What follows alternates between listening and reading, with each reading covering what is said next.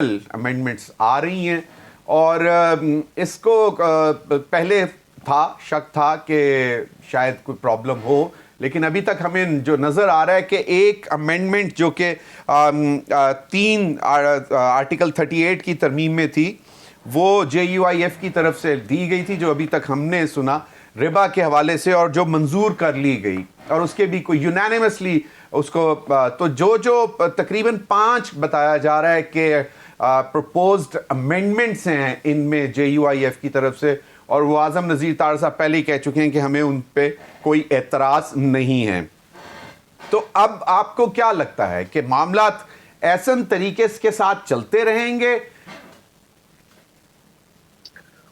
بسم اللہ الرحمن الرحیم۔ دیکھیں، یہ تو نہیں کہا جا سکتا کہ معاملات سارے ایسن طریقے سے چلتے رہیں گے، لیکن جو اس وقت پچھلے 2-3 ماہ سے مسلسل ایک ہائپ کریٹ ہوئی تھی، اور امینڈمنٹ کے حوالے سے جو پہلا مسودہ آیا حکومت کا، وہ اس پہ اتنی ریزنٹمنٹ ہوئی، اور بعد میں پھر معاملات پولیٹیکل پارٹیز مثلا خاص طور پہ مولانا فضل الرحمان انہوں نے ٹیک اپ کیا اور آن بورڈ لیا گیا جب ان کو، تو انہوں نے کچھ آبجیکشنز کیے۔ اس کے ساتھ ساتھ بار کونسلز اور بار ایسوسی ایشن کی طرف بھی حکومت نے رجوع کیا، اور وہاں بھی اپنا مسودہ دیا اور ان سے بھی ان پٹ لی۔ پھر مولانا کے توسط سے PTI نے بھی اس میں شمولیت اختیار کی اور اپنے اعتراضات رکھے، اور مولانا اور PTI نے مل کے ایک کیا۔ پھر پیپلز پارٹی کا اس میں جو کردار ہے، جو بلاول بھٹو زرداری صاحب کا خاص طور پہ، ان کے رول کو بھی نظر انداز نہیں کیا جا سکتا کہ انہوں نے دن رات ایک کر کے اس کو منطقی انجام تک پہنچانے کا تک ان کا ایک بہت بڑا رول ہے۔ بہرحال وقت کا پہلا مسودہ تھا، اس میں واقعی کچھ ایسی چیزیں تھیں جو کہ کسی طور پہ بھی کسی بھی ڈیموکریٹ کے لیے یہ اس کو سوٹ نہیں کرتی تھی کہ وہ ان ترامیم کے حق میں ووٹ دے، اور مولانا کا سٹینڈ لینے کی وجہ سے وہ تو انڈو ہو گئی اور وہ چلی گئی۔ باقی لیکن 3-4 حسن رضا پاشا صاحب، اب آپ مجھے بتائیں، ابھی بھی کانسٹیٹیوشنل جو bench with in supreme court ہے، اس کی تشکیل پر بھی ابھی تک سوالات اٹھائے جا رہے ہیں، کرٹیسائز کیا جا رہا ہے۔ حالانکہ پہلے تو سب سے بڑا کرٹیسزم تو یہ تھا کہ فیڈرل کانسٹیٹیوشنل کورٹ علیحدہ سے نہیں بننی چاہیے۔ اب ود ان سپریم کورٹ جو بینچ بن رہا ہے، کانسٹیٹیوشنل بینچ، اس کے اوپر بھی اعتراضات ہیں کہ اس کی اپوائنٹمنٹ جو ہے وہ ججز کی جو اس کے اندر ہوگی، اس کے اوپر اعتراضات آ رہے ہیں۔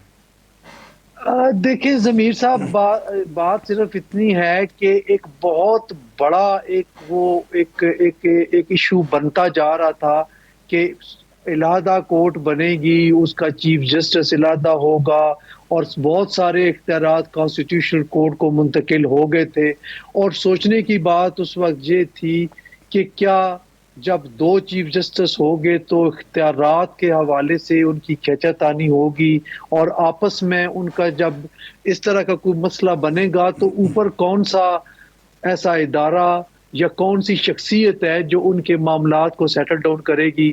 تو یہ اختیارات کی تقسیم کے ممکنہ جو خطرات اور خدشات تھے، ان سے اوائڈ کرنے کے لیے بینچ کی تجویز زیادہ بہتر تھی، اور اسی کو آپٹ کیا گیا۔ میں سمجھتا ہوں کہ اگر اس میں بینچ کی تشکیل سے بینچ کی تشکیل بہتر ہے ایک سیپریٹ کورٹ بنانے سے، اور اگر یہ بینچ بن گیا ہے تو اب اس میں ججز کو رکھنا ہے جوڈیشل کمیشن آف پاکستان نے، اور وہی کمیشن ہے جس نے باقی جو ججز رکھتے ہیں، ہاں اس کی اب حیثیت تبدیل ہو گئی ہے۔ اسی میں 4 جو پارلیمانی لوگ ہیں، جن میں 2 اپوزیشن کے ہوں گے، دو ٹریجری بینچز کے ہوں گے، وہ اس جوڈیشل کمیشن کا حصہ بنیں گے۔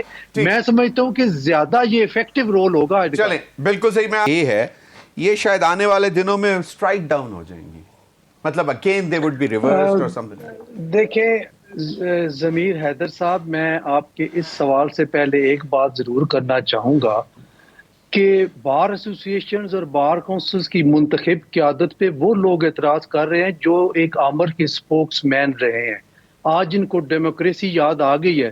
ایک پولیٹیکل پارٹی سے تعلق رکھنے والے وکیل صاحب یہ فرما رہے ہیں کہ جناب بار کونسل اور بار ایسوسی ایشن جو ہیں وہ اپنا کردار ادا نہیں کر رہی.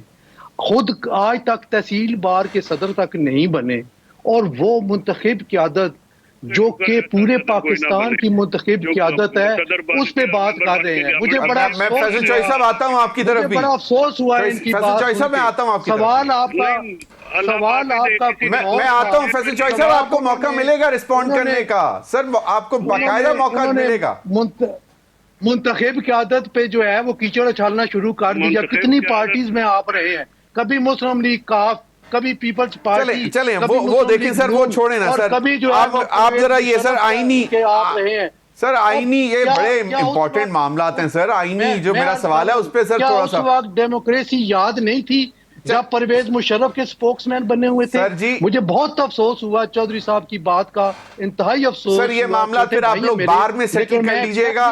ابھی حسن رضا پاشا صاحب معذرت سے سر میرے سوال کا جواب دے دیں سر. میں بالکل, آپ اس وقت ان کو روک دیتے تو یہ میں شاید میں نہ کہتا, مجھے جو کہنا پڑا مجبوراً کہنا پڑا. میں آپ کو بھی نہیں روک رہا سر, آپ نے بھی بات مکمل کر لی. میں نے کہا کہ اب ذرا سوال کی طرف آ جائیں. جی گزارش یہ ہے کہ میں سوال کی طرف آ رہا ہوں. سوال دیکھیں, بہت کچھ چینج ہوا ہے.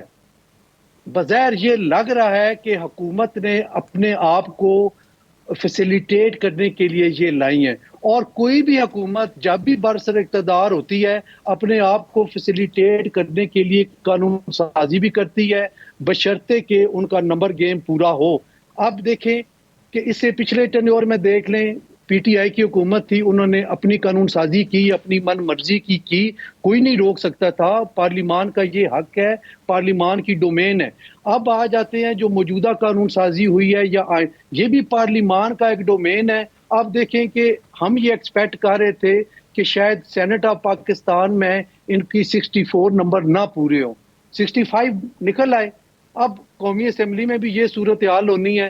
اگر کوئی آنے والی جو پارلیمان ہے اس میں کسی بھی پارٹی کی 2/3 میجارٹی وہ لے کے آتے ہیں تو اس کو انڈو کر سکتے ہیں. میرا نہیں خیال کہ کوئی معاملہ جو ہے وہ سپریم کورٹ میں اگر چیلنج ہوگا تو آرٹیکل 239 بھی موجود ہے جس میں یہ قدغن لگا دی گئی ہے کہ کوئی کورٹ سٹرائک ڈاؤن نہیں کر سکتی کسی بھی آئینی امینڈمنٹ کو جو کہ پارلیمان نے کی ہوئی ہو. لیکن اس کو بھی ایڈریس کیا سپریم کورٹ آف پاکستان نے, جو پچھلا فیصلہ انہوں نے کیا تھا, یہ اس کا ملٹری کورٹس کا سن سیٹ کلاز آئی تھی. تو میننگ دیر بائی کہ supreme court of Pakistan article 239 کے ہونے کے باوجود وہ سٹرائک ڈاؤن کر سکتی ہے.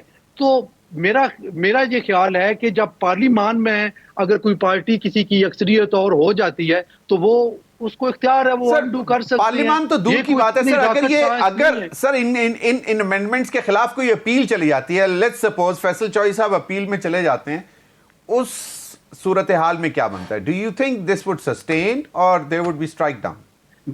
دیکھیے بالکل, میں یہ عرض کرتا ہوں کہ یہ اپیل میں چلے جاتے ہیں تو یہ اب ہیئرنگ کہاں ہوگی؟ اگر نیکسٹ ویک میں ہی ایک آئینی بینچ بن جاتا ہے تو جس طرح آپ فرما رہے تھے اور راؤ صاحب بھی فرما رہے تھے, تو مطلب وہ آئینی بینچ یقینی طور پہ اسی بینچ میں چلا جائے گا. جو بنے گا اگر اسی کے سامنے اپیل لگے گی تو پھر تو آپ کا خیال ہے کہ یہ سسٹین کریں گی. چلیں بالکل صحیح, مجھے بریک کا کہا جا رہا ہے, تو مجھے یہ بتائیں اور کہاں جائے گا یہ؟ بالکل صحیح, آپ صحیح فرما رہے ہیں سر. موجودہ ترمیم کے بعد جانا ادھر ہی ہے.